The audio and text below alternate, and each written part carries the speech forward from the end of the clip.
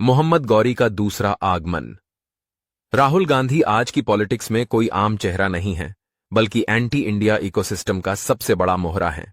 उन्हें देखकर मुझे बार बार भारतीय इतिहास के शायद सबसे काले पन्नों से मोहम्मद गौरी की याद आती है। मोहम्मद गौरी 16 बार हारा, लेकिन 17वीं बार जीतकर उन्होंने भारत को सदियों की गुलामी में डाल दिया। राहुल गांधी भी लगातार चुनाव हारते हैं। जनता उन्हें बार बार रिजेक्ट करती है, लेकिन उनके पीछे leftist gang, Islamic vote bank और विदेशी ताकतों का ऐसा नेटवर्क है कि अगर वह एक बार भी कामयाब हो गए तो वह भारत को उसी अंधेरे में धकेल देंगे। मोहम्मद गौरी को उस समय भारत में कई गद्दारों का सपोर्ट था, और इसी तरह राहुल गांधी को आज के सेक्युलर हिंदू, जातिवादी पावर ब्रोकर, विदेशी फंड से चलने वाले कन्वर्जन माफिया तथा कथित शांतिप्रिय और टुकड़े टुकड़े करने वाले गैंग सपोर्ट कर रहे हैं। जब भी कोई सरकार घुसपैठियों, आतंकवादियों या धर्म बदलने वाले गैंग के खिलाफ एक्शन लेती है, राहुल गांधी सबसे पहले उनका बचाव करने के लिए आगे आते हैं। यह कोई इत्तेफाक नहीं है, यह उनका एजेंडा है।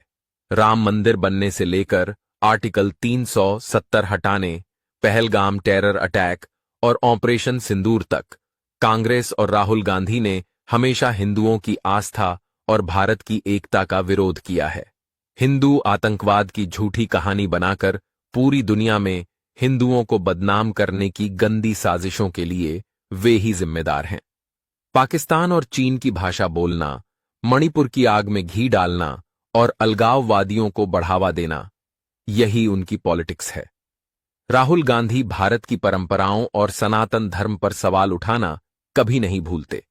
हिंदू आस्था का सम्मान करना उनके डीएनए में नहीं है, इसलिए इस्लामिक वोट बैंक ही उनकी असली ताकत है। नेहरू से लेकर सोनिया तक कांग्रेस की विरासत भारत को कमजोर और विदेशी ताकतों पर निर्भर रखने की रही है। राहुल गांधी उसी एजेंडे के वारिस हैं। उनका सपना भारत को आत्मनिर्भर बनाना नहीं, बल्कि इसे विदेशी ताकतों का गुलाम बनाए रखना है। मोहम्मद गौरी ने तलवार के दम पर भारत को गुलाम बनाया था। राहुल गांधी भी तुष्टिकरण, वोट बैंक की राजनीति, विदेशी फंडिंग और धोखेबाज सेक्युलरिज्म से वही काम करना चाहते हैं।